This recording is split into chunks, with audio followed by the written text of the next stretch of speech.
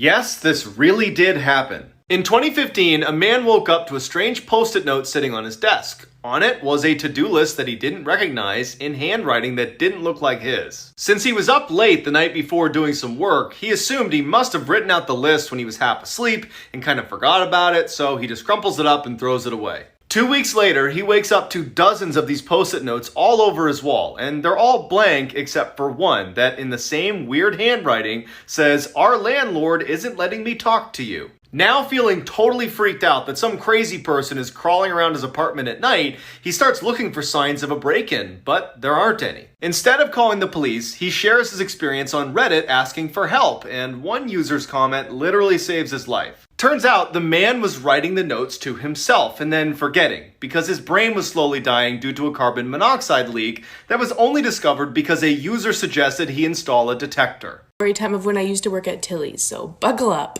This middle-aged mom walks in the store, right? And she just starts walking around the men's section and literally just grabbing everything she sees. I mean, she's not even looking at the sizes. So we thought that was weird, so we went up and asked her if she needs any help, and of course she said no.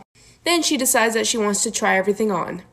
So I unlocked a room for her, and then I told her that she can only have 7 at a time, and she literally had a million things, and she just ran in, shut the door, and cut me off. So we started to get suspicious, so I started talking over my little headset thingy and telling the people around the store what's going on. We knocked on the door like 3 times asking if she needed help or needed any other sizes, and of course she just said no again. Then she comes barging out and literally runs to the front door and just leaves. So I walk in to see, and there's literally a bloody tampon on the floor. 2 days later, she comes back to the store. This is what they meant when they said, "Don't talk to strangers." In the early 1900s, a 10-year-old boy was playing in the woods when a tall man appeared and asked if he wanted to come back to his cabin for dinner. Totally caught off guard, the boy reluctantly agrees and begins walking. When they get to the cabin, the boy is relieved when he sees Paul, a family friend, sitting on the porch, so the boy happily goes inside. After they eat, the boy says thank you to the strange tall man, says bye to Paul, and then he leaves. He had only walked a few steps when he sees his family, along with Paul, running up the path towards him, frantically asking if he was okay. Confused, the boy says, "I'm just fine," and he looks at Paul and he's like, "Why didn't you tell them I was with you at the cabin?" And he points over his shoulder. Paul glances over the boy's shoulder and then narrows his eyes and says, "You were kidnapped by a cult 3 days ago. No one's seen you." Terrified, the boy turns around to look at the cabin he just came from, and it's gone. All he sees is a dark forest that stretches for miles. This is why you should always trust your parents. In 1990, a father and his 15-year-old son worked together at a gas station in Florida. One night, the boy was sitting outside on a break when he saw a crazy-looking woman walking towards the store. They were in a high-crime area, and it was very late, so the boy turns around to look through the glass at his dad to see what he should do. His dad took one look at the woman and just shook his head, "No, do not help her." The woman walks up to the boy and says, "Hey, my car's broken down, can you give me a ride?" Before the boy can answer, his dad bursts outside and says, "You need to leave here immediately."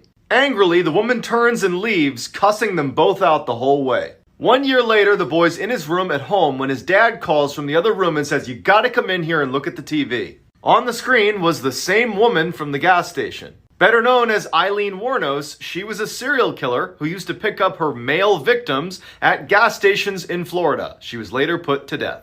A car at work. Story time. So 2 weeks ago, I was at work, obviously, and I was getting trained. But they were training me in a different building. This building just so happened to be behind a grocery store. And during my lunch, I walked over to the grocery store to get a fork. To get to the store, I had to walk through the parking lot, just like you do for any store. As I was walking through the parking lot, I walked behind this parked car. I didn't realize that they were trying to back up, but they were. And then they backed up into me.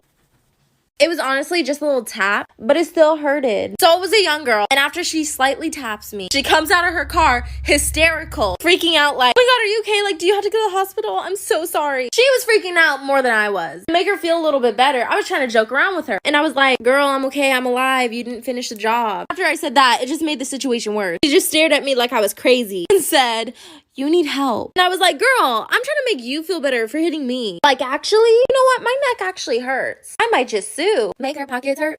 So when I was a sophomore in high school, I had this teacher who would only let the students in her class use the restroom one time per semester. Well, one day I raised my hand and I was like, "Excuse me," I don't remember her name, "can I please use the restroom?" And she was like, "No, you can't, because you've already used the restroom in my class this semester."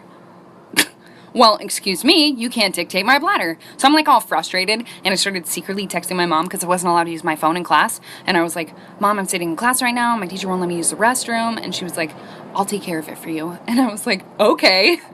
So like 5 minutes goes by, and all of a sudden my teacher's phone starts ringing, and she walks up to it and answers it, and she's like, hello? Yeah. Okay, thank you.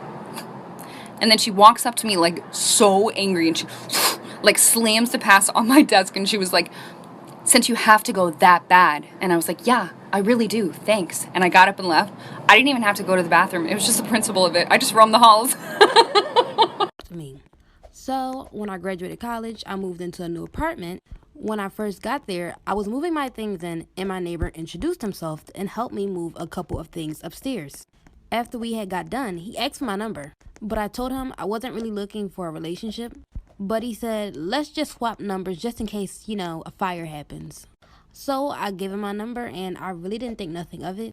Maybe a week later, he starts knocking on my door and giving me gifts just about every day, like teddy bears and flowers. Then maybe about 2 weeks later, I told him to stop because I wasn't really interested in him. So the next day, I wake up to make coffee and take out trash. When I pass my living room, the teddy bear gift that my neighbor gave me makes a click noise. When I quickly rip the teddy bear open, it's a camera inside. Like for part 2 about the psycho neighbor that stalked me. So, like I said earlier, the teddy bear gift that my neighbor had gave me makes a clicking noise. When I quickly rip the teddy bear open, it's a camera inside, and I go into a panic mode. Out of nowhere, there's a knock on my door, and it's my neighbor. He says, good morning, it's me again. You left your trash too close to the curb, so I moved it for you. I realized that my door was still open, so I try to run over and lock the door, but he just opens it. I yell at him, telling him to get out. He closes the door behind him and says, that's no way to talk to a neighbor. I start backing up. He looks over and sees that I ripped the teddy bear apart. I didn't know what else to do, so I just ran to my room. And he chases after me and pulls my hair. Like for part 3. Part 3 about the psycho neighbor that stalked me. So he comes in, I run into my room, and he chases after me. Before I could get up, he pulls onto my hair and starts dragging me towards the kitchen. I saw the coffee that I had made earlier, and I was able to pick it up and throw the hot coffee in his face. He starts screaming loud, and I took that chance to run into my room and lock the door. I immediately start calling the police, and from there, it sounded like he ran out of my apartment. When the cops came, they're doing an investigation, and all the gifts that he gave me all had cameras in them. And when I told them about my neighbor, they did some digging, and come to find out, that man wasn't even my neighbor. He didn't even live at the apartment complex.